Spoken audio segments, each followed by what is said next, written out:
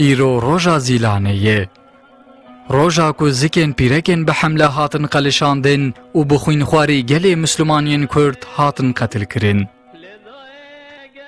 دیگل اوقات سالین درش بسر قتل عامی را درباس بویه لیبل ظلم و زورداری و قتل عامین و روژه نایجی بیر کرن. زاروک، پیرک، جوان، اختیار تف هاتن قتل کرن. ده سالا 1930 ده دولتا کو به هنکاریین لایکتی و ناونتویی تفدیگریا و بره خدابو هلا غربه خلک کرد مسلمان ده کوم کجی و قتل عامین خوینخوار و وحشی ده درباس کرن.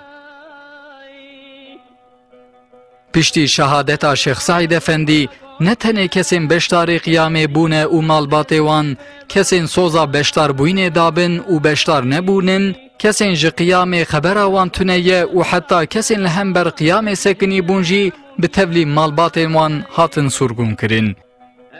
اف قرار سرگون و نفی کرنه لحیلا آغری تاثیر شغبون پیکانی. قسمه که جوان کسین که خبر امر سرگون بهیستن تسلیم نبون و قرار برخودان استندن. کسین که بغافلی هاتن زفت کرن و هاتن سرگون کرن و نفی کرن جی سرگون بازدان در باسی سوری بون. دولت به همون متفیق خوین درو دست به تفگر و حرکت کرن. ولات سوسیالیست جه حکومتا انقره را دستکا ناونتوی پیکانی. انقره به شاه ایران را لحف هات. ترکیه و ایران دناو برا هفدوده اردام به هفگوهرین. ولایتا وانی قسمه کی وی نزیکی سینور ایرانه و دبردیلا قسمه کی روجلاتا گری آغریه دان ایرانه. بوی آوایی برگی لچونو هاتنا دجبران یا بر ایرانه و هات گرتن و ایدی دست بی امحاو انفاظا هات کرن. پشتی کو دولت پشکریا در و بدست خست هیزین آسمانی بیتر بقوت کر و بر خودان هریمه. جبو بمب بارینه حیشته تیاره هاتم بکارانین. به هجمارکا مزن عسکر هاتن سفر برکرین. جه تعروضا کل هم بر یونان هات کرن بیتر عسکر بشتار ببون.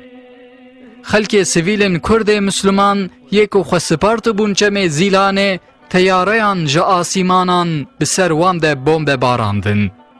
لگور رقم فرمی 15,000 سویل لگور چافکانین سویل جی به تولی پیرک، زاروک، اختیار و جوانان نزیکی 50,000 کردین مسلمان هاتن قتل کرن.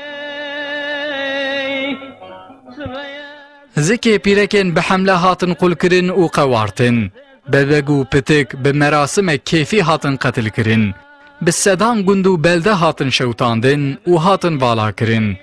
به 10 سالان کتن و درکتنا وان هریمانا هاتن قدغه و یاساخ کرن. به 100,000 انسان جوار و ولات خوبون هاتن نفی کرن شاندن سرگونه. مغدورین قتل عام و کوم کجیا گل زیلان و قمویه دخوازن دولت گاوین بربچاو و دجیه ده باویجن. سر